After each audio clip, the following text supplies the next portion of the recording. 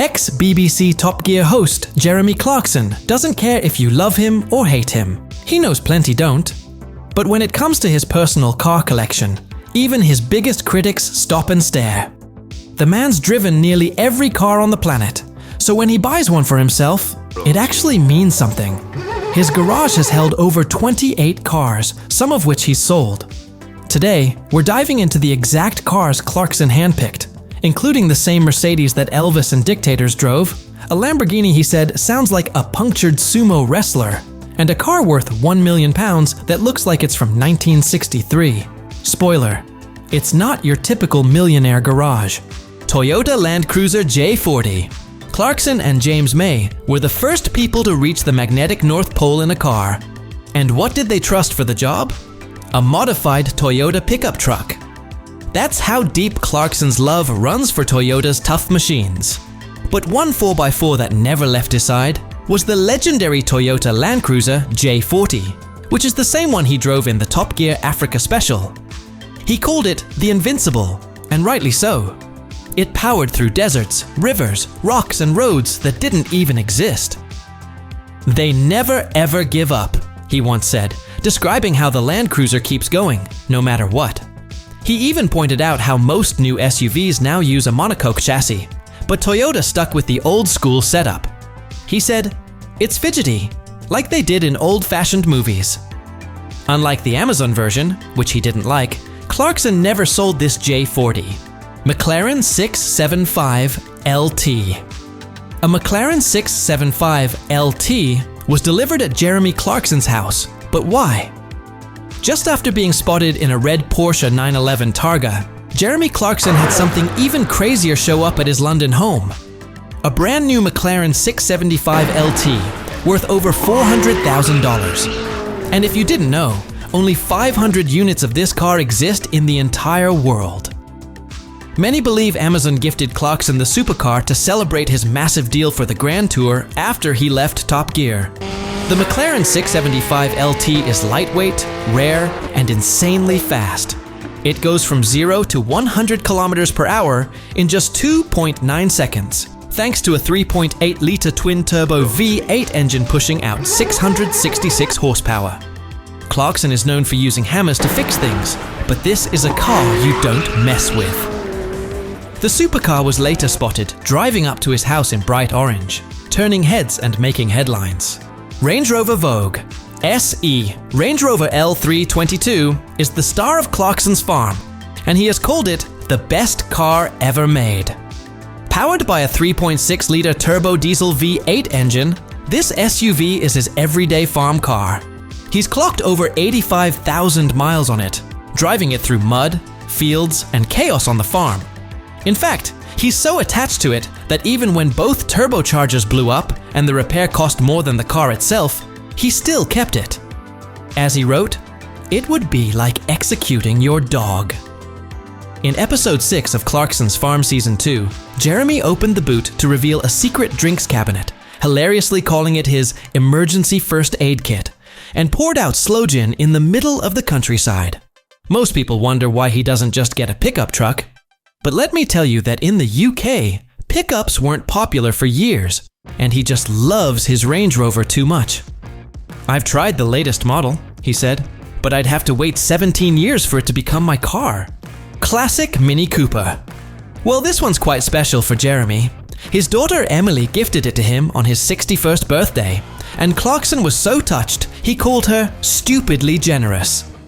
This red beauty has the number 27 on the doors and looks like the 1986 Austin Mini Cooper 1000E. It's got a 1-liter engine and makes just 39 horsepower. A Mini owned for 42 years by Vanna and Graham Clutterbuck, the TV producer behind Paddington Bear and the Wombles, was auctioned recently. What made it extra special is that it came with an original Paddington Bear made by none other than Jeremy Clarkson's mother, Shirley Clarkson. She actually ran the company that produced those bears, and Jeremy was the very first person to own one. So yes, Clarkson's Mini may not be a supercar, but the emotional horsepower it carries is off the scale. 2008 Lamborghini Gallardo Spider. This one's loud, fast, and very Clarkson. He bought this 2008 Lamborghini Gallardo Spider after test driving it on the motto, "Go as fast as possible in a straight line." Maybe that's why he humorously refers to diesel cars as "diesel" and regularly pokes fun at Richard Hammond whenever he is driving an electric supercar. Sadly, he sold it in 2008, but the car came back in the spotlight in 2011.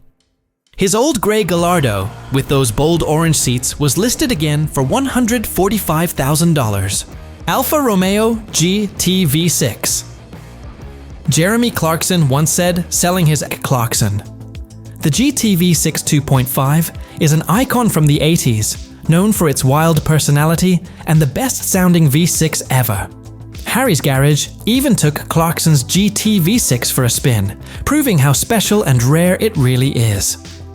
Clarkson always went for fun, passionate cars, even if they were a nightmare to own. He often says people should skip the boring modern cars and buy something like an old MG instead. That tells you everything about his love for the GT-V6. 2020 Bentley Flying Spur. It's not just Jeremy Clarkson who loves the Bentley Flying Spur. This love runs in his blood. His grandfather was a huge Bentley fan, and Jeremy once said, if he'd seen the Flying Spur, he would have said, "This will see me out. This one." That memory stuck with him. So, after reviewing the 2020 Bentley Flying Spur and calling it astonishingly smooth and silent with insane power, Clarkson bought one for himself. And he didn't settle for the basic version. Knowing his taste, it's likely the 6.0-litre twin-turbo W12 engine with 626 horsepower and a crazy top speed of 207 miles per hour. He's been spotted stepping out of this beast, which features a handcrafted interior, diamond-stitched leather, real wood, and even a rotating touchscreen. Mercedes 600 Grosser LWB. Clarkson calls his Mercedes-Benz 600 Grosser LWB a piece of dark green metallic magnificence, and it's easy to see why. It's the same model used by legends like Elvis Presley and Mao Zedong. Even the ruthless Idi Amin had one. You might have even seen it in the movie Trading Places. From 1963 to 1981, this was the most expensive, most advanced, and most governmental car in the world. It's 38 years old, 38 feet long, and probably weighs 38 tons, thanks to its heavy build and unique hydraulic system.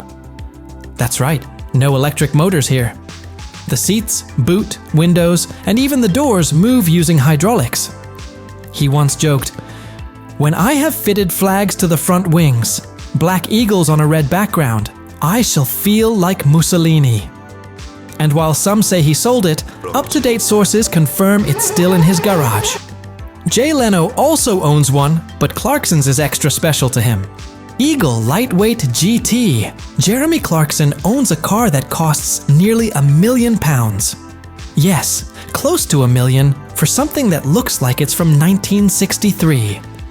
His Eagle Lightweight GT may look vintage, but it's actually brand new. Only 12 of these cars exist in the world, and Clarkson is lucky enough to own one. This beauty is a modern take on the 1963 Jaguar E-Type Lightweight, and Eagle has rebuilt it from the ground up. The car has lower sills, sleeker flush indicators, frameless doors, and a more tilted windscreen. It blends classic looks with modern performance, and that's what hooked Clarkson. He once said Eagle made the most beautiful thing in all human history about their speedster, and now they've done it again with the Lightweight GT. One look and you'll know why it's worth almost $1 million. 2011 Lexus LFA.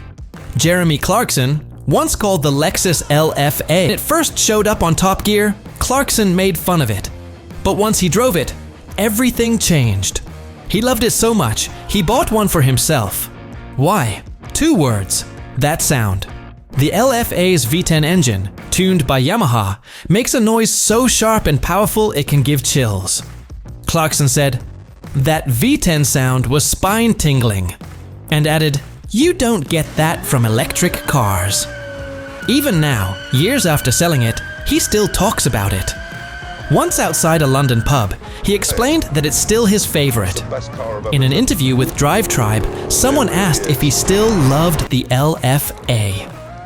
Without hesitation, Clarkson said yes and made a pretty vulgar comparison to explain just how much. Even now, he says no newer car has managed to beat the feeling of driving it. He did mention the small fuel tank and tricky seatbelt, but honestly, nothing could beat that engine. The Lexus LFA is... Do you know Jeremy Clarkson left Top Gear back in 2015 after he punched a producer, Oisin Tymon, over a food dispute while filming? Yeah, the BBC suspended him, and soon after, Richard Hammond, James May, and producer Andy Willman also walked out. And honestly, Top Gear's never been the same since.